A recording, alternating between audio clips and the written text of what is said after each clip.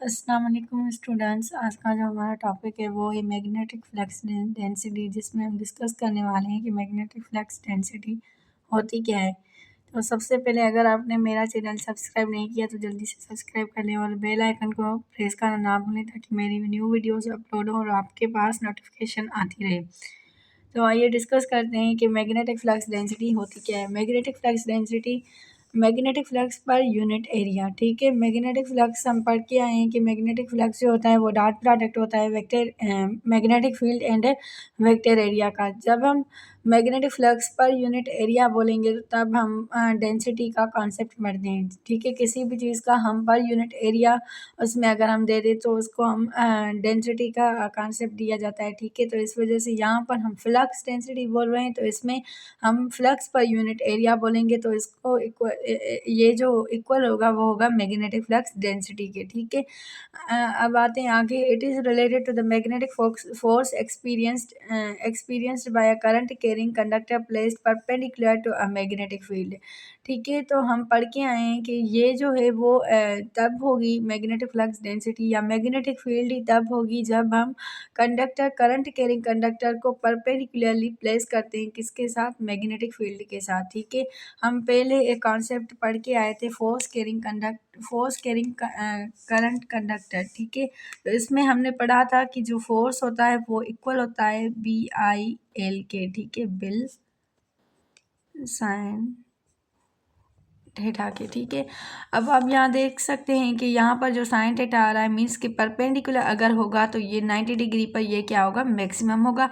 अगर ये 0 डिग्री पर होगा तो ये क्या होगा, 0 हो जाएगा, ठीक है। इस वजह से यहाँ पर जो वर्ड आ रहा है वो आ रहा है परपेंडिकुलर टू है मैग्नेटिक फील्ड। इसके अलावा आप देख सकते हैं कि ये जो फोर्स था वो इक्वल था BIL के। अगर हम B को बाहर करें, ठीक है, यहाँ पर हम मैग्नेटिक फील्ड या मैग्नेटिक फ्लक्स डेंसिटी को बाहर करते हैं तो ये इक्वल हो जाती है फोर्स पर करंट पर लेंथ, ठीक है।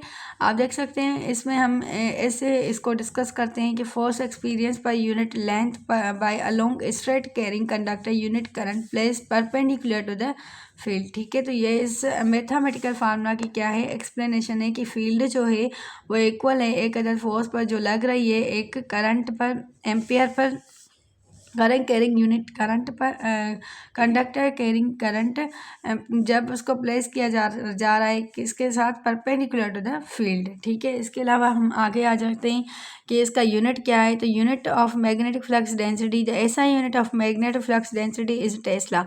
जो एसआई यूनिट है मैग्नेटिक फ्लक्स डेंसिटी का वो टेस्ला है, जिसको हम किस नाम से जानते हैं, क्योंकि ये जो है साइंटिस्ट का नाम है जिसका नाम है Serbian American inventor Nikola Tesla, ठीक है। ये टेस्ला जो है वो एक दत्त साइंटिस्ट का नाम है, क्योंकि साइंटिस्ट जब भी कोई चीज़ जो है वो इंट्रोड्यूस करवाते हैं वो अपने नाम से ही उसका क्या रख देते हैं, यूनिट रख देते हैं। तो यहाँ पर भी टेस्ला जो है वो साइंटिस्ट थे, सर्बियन अमेरिकन इन्वेंटर जिसका नाम था निकोला टेस्ला, ठीक है। अब टेस्ला को हम डिफाइन कैसे करते हैं, आइए देखते हैं।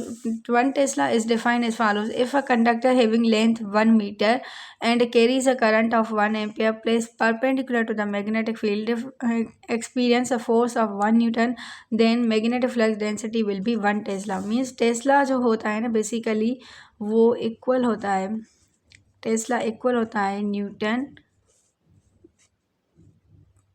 पर एम्पियर इंटू मीटर, ठीक है।